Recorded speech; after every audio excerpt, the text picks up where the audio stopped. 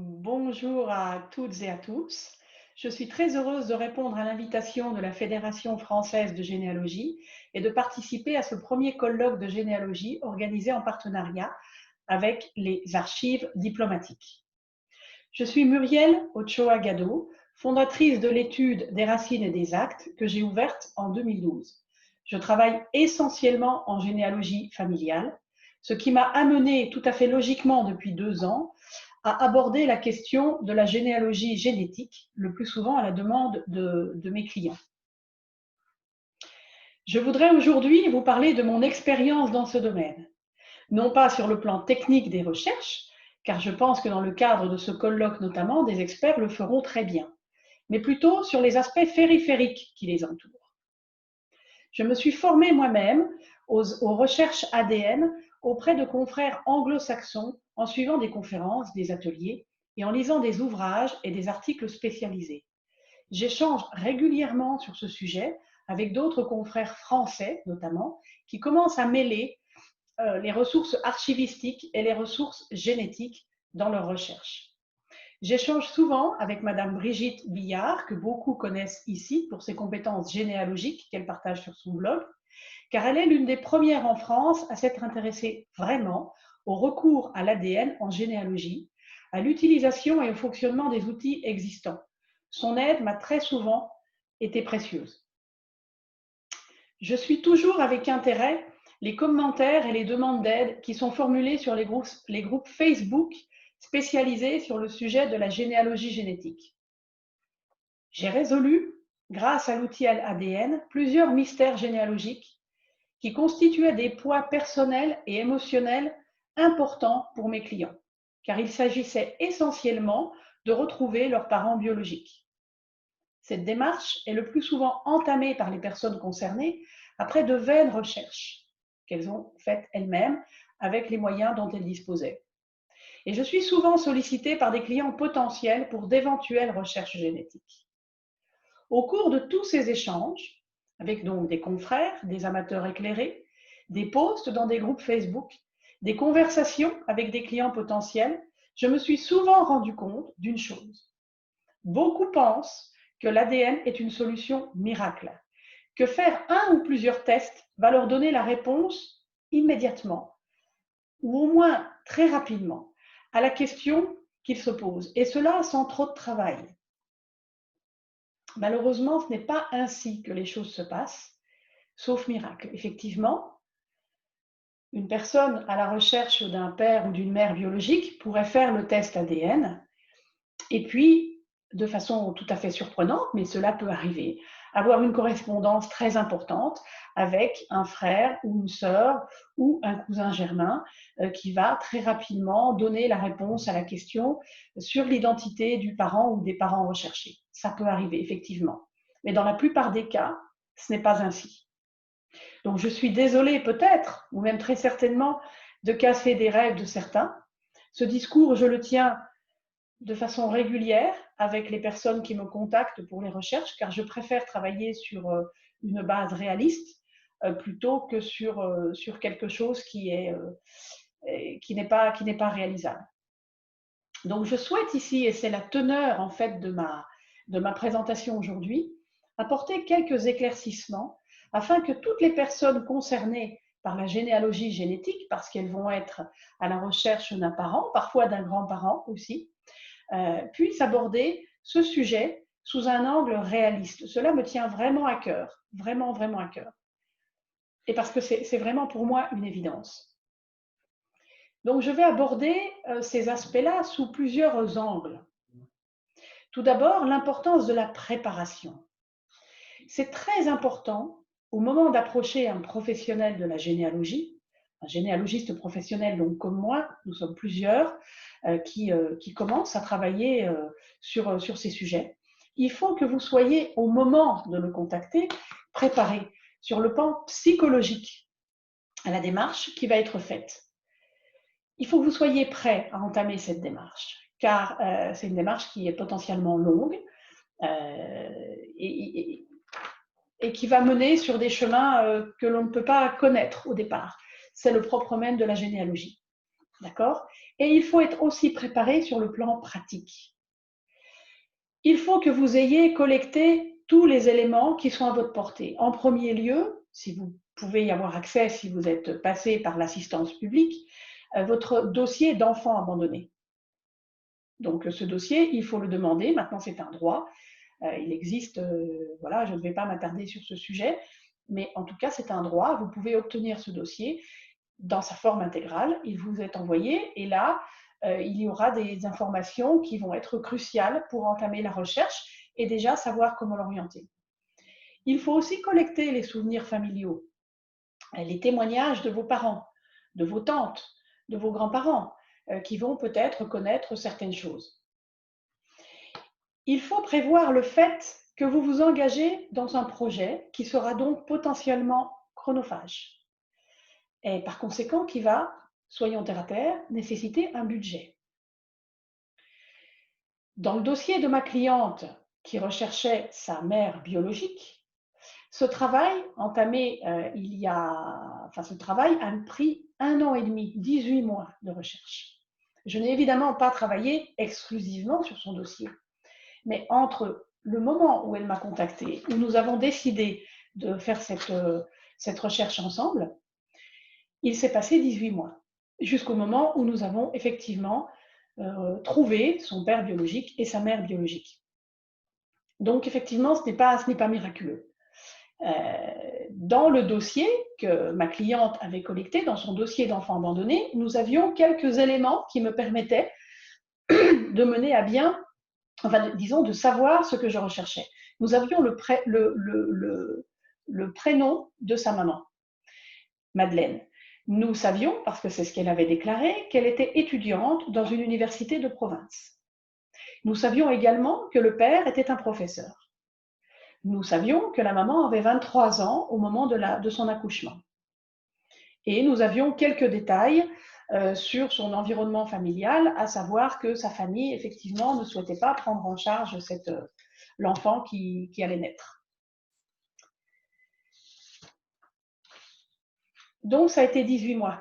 18 mois pendant lesquels j'ai travaillé de concert avec ma cliente, en l'informant régulièrement sur les avancées de mes travaux. Et 18 mois au cours desquels j'ai fait des déplacements en province, 18 mois au cours desquels j'ai commencé donc par remonter un arbre généalogique et puis ensuite à redescendre des arbres généalogiques. Donc, ce qu'il faut savoir, ce dont il faut se rappeler, c'est que dans généalogie génétique, il y a indéniablement le mot généalogie. C'est pour ça que ce travail est long et qu'il faut avoir de la patience. Lorsque l'on a donc les correspondances génétiques, donc avec des cousins génétiques, la seule façon de travailler de façon efficace va être de remonter les arbres de ses cousins en s'aidant éventuellement, enfin pas éventuellement, de toute façon sur les personnes avec lesquelles il y a donc ce qu'on appelle des triangulations. Donc parfois on va remonter plusieurs arbres jusqu'au moment de trouver donc un ancêtre commun. Et ensuite nous faisons un travail qui est lui aussi très long, qui est donc de redescendre chaque branche à partir donc de ce couple d'ancêtres communs, un peu comme ce que nous faisons quand nous recherchons des héritiers, jusqu'aux personnes en tout cas vivantes au moment en tout cas de la conception et de la naissance de l'enfant. Voilà. Donc c'est effectivement un travail généalogique que nous faisons. Et l'outil ADN nous sert comme un guide. Nous allons nous guider par rapport à des noms, par rapport à des lieux, par rapport à des circonstances. Nous gardons le cap par rapport aux éléments dont nous disposons. Donc le nom de la mère, ce qu'elle faisait. Si un lieu d'origine est donné pour elle, cela va aussi nous aider. Donc dans le dossier de ma cliente, donc je vous disais 18 mois, et cela a représenté donc un travail généalogique considérable qui a été fait de concert avec l'un de ses cousins génétiques qu'elle avait donc, avec lequel donc elle avait un match important et avec lequel nous avons travaillé conjointement. Donc, c'est-à-dire que nous n'avons pas travaillé dans le dos de quiconque. Donc ça, c'est aussi quelque chose qui est qui est important. Dans le cadre de la préparation du dossier, ma cliente avait pris contact avec ce cousin, l'avait sollicité, lui avait expliqué clairement l'objet de sa recherche, et ce cousin a été très, très, très touché, très, très partie prenante, et donc m'a donc autorisé à faire son arbre généalogique, à partir duquel donc il a été possible de retrouver le père de ma cliente et dans un deuxième temps la mère de ma cliente. Voilà. Un autre point qui est très important, il me semble, de mentionner, est celui de la confiance. Lorsque vous allez contacter un généalogiste professionnel ou d'ailleurs un amateur passionné très éclairé, hein, pas forcément évidemment, je suis généalogiste professionnel, donc je me positionne donc sur ce terrain-là. Il ne faut pas oublier que celui qui va faire vos recherches, il va être votre capitaine dans cette quête. C'est lui qui va prendre en main la recherche. Donc il faut, c'est essentiel, que le courant passe entre vous. Il faut qu'une véritable relation de confiance s'instaure entre la personne qui recherche ses origines et le généalogiste professionnel qui va mener à bien les recherches pour trouver la réponse. C'est quelque chose d'essentiel. Il faudra nécessairement lui donner accès à vos comptes MyHeritage, Ancestry, enfin les sites sur lesquels vous aurez fait les tests ADN. Il faudra accepter qu'il contacte pour vous vos cousins génétiques. Il est plus à même de le faire que vous, parce qu'il n'a pas la charge émotionnelle qui pèse sur vos épaules. J'ai eu dans plusieurs dossiers des accidents dont je peux témoigner, et mes confrères m'en ont fait part également, de clients qui effectivement, très heureux de découvrir une nouvelle correspondance ADN importante, s'empressaient d'écrire donc à ce cousin génétique, donc à travers la plateforme, et puis tout de go lui annoncer voilà, je cherche ma mère, vous êtes mon cousin, peut-être que vous savez quelque chose. Alors, non, non, il ne faut pas faire ça. Il ne faut pas faire ça parce que c'est effectivement très dangereux. Vous risquez d'avoir des portes qui se ferment immédiatement. Et c'est ce que j'ai pu constater, moi, personnellement, ou certains de mes confrères. Et là, effectivement, les choses peuvent se corser. L'autre point, donc, qui vient en lien avec ce que je viens de vous dire, est le respect. Le respect est une notion essentielle dans ce travail. Déjà, vous avez forcément le respect de la réglementation en vigueur en France. Vous le savez, les tests ADN sont interdits sur notre territoire. Ils sont tolérés. La Fédération française de généalogie et d'autres organismes travaillent à la mise en valeur de ces tests et à leur autorisation. Donc effectivement, pour nous, généalogistes professionnels, le fait que ces tests ne soient pas, on va dire, autorisés, comme ils le sont aux États-Unis ou dans d'autres pays d'Europe où mes confrères travaillent, on va dire, sereinement, lorsque nous travaillons sur la généalogie. Et nous exploitons donc ces tests. Ce n'est pas nous qui avons fait le test. Donc le client qui a fait le test, et effectivement lui qui, on va dire, bien que ce soit toléré, prend effectivement le risque d'être sanctionné, mais dans la réalité, nous n'avons pas d'exemple tel.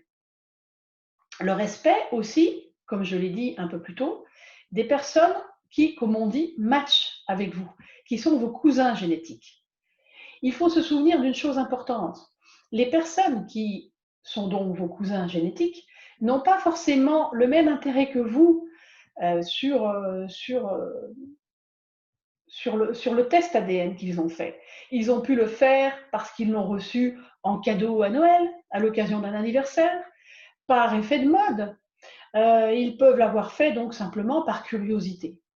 Et derrière leur test génétique, donc, vous allez découvrir que leur fiche n'est pas renseignée, ou peut-être dans certains cas, vous êtes face à un pseudonyme. Bref, en tous les cas, ce n'est pas toujours très transparent. Et effectivement, on a finalement rarement un arbre généalogique assez renseigné sur plusieurs générations que l'on puisse exploiter sans on va dire, devoir prendre contact avec le fameux cousin génétique. Donc il est vrai que lorsque l'on contacte ces personnes, ces cousins génétiques, lorsque je le fais à la place de mes clients, souvent, on ne me répond pas. On ne me répond pas, bien que j'explique que je travaille pour un client. Voilà, donc on ne me répond pas. Alors c'est très frustrant, mais il faut savoir effectivement respecter cela. Beaucoup de personnes ont fait le test simplement pour savoir s'ils descendent des Vikings ou s'ils sont plutôt ibères ou s'ils ils auraient une branche qui part voilà, en Russie. Donc ça, c'est très frustrant, mais il faut savoir vraiment respecter cela. Dans la notion de respect, il y a aussi la notion de respect de la vie privée. Lorsque le généalogiste professionnel travaille dans un dossier comme celui-ci ou dans un autre dossier en général, il doit respecter la confidentialité des données qu'il consulte. En France, en tout cas, les actes de naissance et les actes de mariage de moins de 75 ans ne sont pas publics. Donc, en aucun cas, un généalogiste professionnel ne peut communiquer à son client, malgré tout l'intérêt qu'il a à les connaître et son envie, ne peut donc donner des informations de cet ordre à son client. C'est-à-dire, lorsque nous livrons un arbre généalogique descendant, donc à partir des ancêtres communs qui ont été identifiés, nous ne donnons pas donc les informations personnelles sur les dates et les lieux de naissance et de mariage des cousins qui sont retrouvés. Les généalogistes professionnels, enfin certains, ont, comme moi, une autorisation pour aller consulter en mairie les registres d'état civil. Nous n'en sortons pas de copie. Ça n'a pas de valeur dans le cas qui nous intéresse. Nous consultons simplement les livres et nous reportons dans notre tableau les informations que nous avons trouvées. Mais j'insiste vraiment sur ce point. Nous serions hors la loi à les communiquer à un client.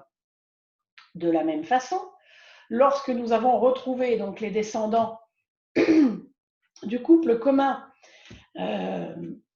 excusez-moi, nous ne pouvons pas, sans leur autorisation expresse, transmettre leurs coordonnées à notre client. Alors, c'est parfois très difficile parce que le client, lui, il a envie de savoir et puis il a envie d'entrer en lien avec tous ses cousins qu'on aura retrouvés et puis de les contacter rapidement pour savoir s'ils ne sauraient pas ceci ou cela, une histoire d'une grand-mère qui aurait su. On ne donne pas les coordonnées personnelles des personnes que nous avons donc retrouvées. Là aussi, c'est le généalogiste qui va faire la démarche de contacter, donc de rechercher déjà. Il ne suffit pas de retrouver la personne dans le tableau et savoir la positionner. Il faut ensuite effectivement retrouver ses coordonnées et l'appeler ou lui écrire. Toujours en transparence. Et faire le lien éventuellement. C'est-à-dire que si cette personne est retrouvée, est intéressée, ce que nous faisons le plus généralement possible est de transmettre à cette personne retrouvée les coordonnées donc, du client afin que la personne retrouvée la contacte sur sa décision, sa volonté propre et décide donc de rentrer en contact.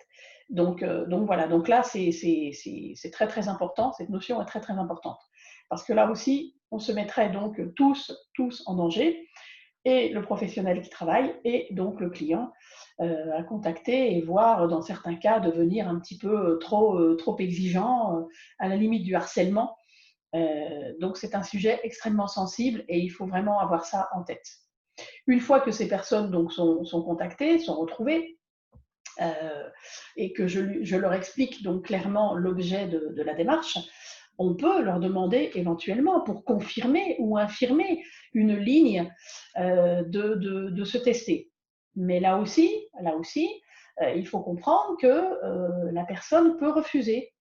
Et il faut savoir respecter cela aussi. Nous sommes toujours donc dans le cadre du respect. Donc ça, c'est vraiment des choses qui me semblent très très importantes à dire. Dans le cas, donc pour finir, lorsque nous avons donc, parce que c'est le cas le plus courant, des enfants nés sous X qui nous contactent, c'était donc le cas de cette cliente en particulier, Et lorsqu'on le retrouve sa maman, que fait-on? La maman a accouché sous X il y a plusieurs décennies, pour des raisons qui lui sont propres et que là aussi on doit respecter. On la retrouve, on retrouve les coordonnées. Il est bien évident qu'en aucun état de cause, je vais donner les coordonnées de cette femme à mon client. C'est totalement proscrit. Et donc, comment faire? Je ne suis pas moi-même formée pour aborder cette femme et lui annoncer donc que j'ai retrouvé sa fille ou son fils et que cet enfant le recherche aujourd'hui. Je suis confrontée donc à un cas difficile à régler et je ne suis pas armée et je ne suis pas légitime pour faire cette démarche. Donc, ce que je conseille et ce que nous avons fait dans le cadre de la recherche que m'avait confiée ma cliente, c'est de prendre attache avec une association d'aide aux enfants nés sous X, donc qui œuvrent autour de toutes ces thématiques et qui ont en leur sein des personnes qui sont donc capables, formées, de faire ce lien entre l'enfant et leur mère, donc qu'ils auront retrouvé, et de mettre en place donc une médiation. Donc c'est ce que nous avons fait dans le cadre de ma cliente, qui a donc pu parler à sa mère à plusieurs reprises par téléphone. Donc le lien a été établi. Donc là, quand on arrive à cette étape, en tout cas sur des vivants, on, le mieux, de mon point de vue, c'est de procéder de cette façon. Voilà. Donc, ce que je voulais passer comme message, pour résumer un petit peu la teneur de mon discours, c'est que vraiment, le test ADN est un outil formidable. C'est une ressource complémentaire à celle que nous utilisons dans un travail de recherche généalogique. Sauf dans certains cas, ce n'est pas miraculeux. Et qu'il convient donc de respecter des règles de base, de savoir-vivre, de respect de la vie privée, qu'il faut savoir faire confiance en la personne donc à qui vous confiez finalement cette histoire et qui va vous aider à la mener à bien.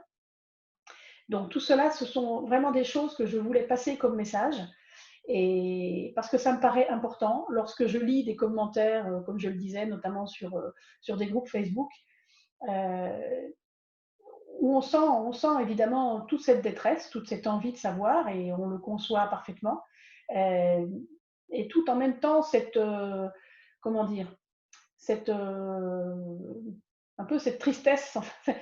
Les personnes sont souvent désemparées parce qu'elles pensaient qu'en faisant un test ADN, elles allaient donc avoir les réponses à leurs questions. Donc voilà, donc le message c'est ça. Dans généalogie génétique, il y a le mot généalogie. Donc c'est un travail généalogique avant toute chose qui est guidé par la génétique. Voilà, donc j'espère que cette présentation vous servira, éclairera un peu vos réflexions, saura donc orienter vos recherches. Et en tout état de cause, je reste disponible et je serai contente de répondre à d'éventuelles questions que vous pourriez avoir. Merci beaucoup et puis je l'espère à très bientôt. Au revoir.